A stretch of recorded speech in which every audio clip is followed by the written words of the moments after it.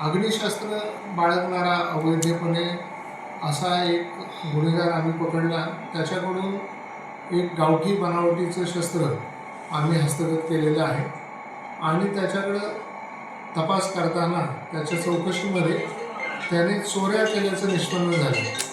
त्याच्याकडे तपासामध्ये एकूण 4 ठिकाणी आत्तापर्यंत त्यांनी घरफोडीच्या चोऱ्या केल्याचं निष्पन्न झालं।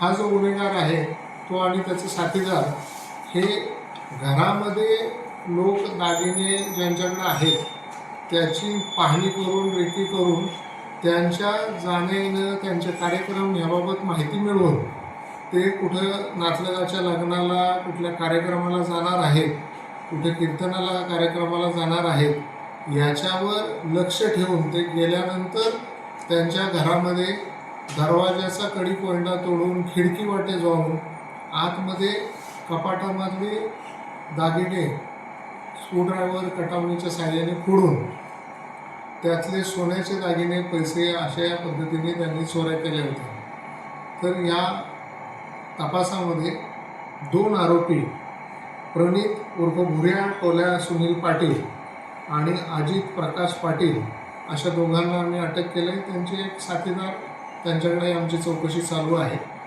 ह्याच्यामध्ये चोरीचा संपूर्ण माल या गुन्ह्यामधला आम्ही हस्तगत केलेला आहे। अधिक चौकशी करून आणखी चोऱ्या किंवा इतर ठिकाणी त्यांनी काही गुन्हे केले आहेत का याच्यासाठी अधिकच्या गुन्ह्यांमध्ये तपास चालू आहे। सदरचा तपास आमचे पोलीस उपनिरीक्षक मालकर आणि त्यांचं पथक यांच्याकडून केला जात आहे। याच्यामध्ये वाघचौरे, गजानन जाधव, आमचे चेतन सोनवणे, त्याच्यानंतर आमचे ASI दयानंद पाटील आणि इतर अंमलदार असे सक्रिय सहभागी आहेत। आमचे माननीय पोलीस अधीक्षक देशमुख सर, माननीय उपाधीक्षक नरळे सर, त्याच्यानंतर आमचे DYSP मेहर सर यांच्या मार्गदर्शनात ही चांगली कामगिरी झालेली आहे। धन्यवाद।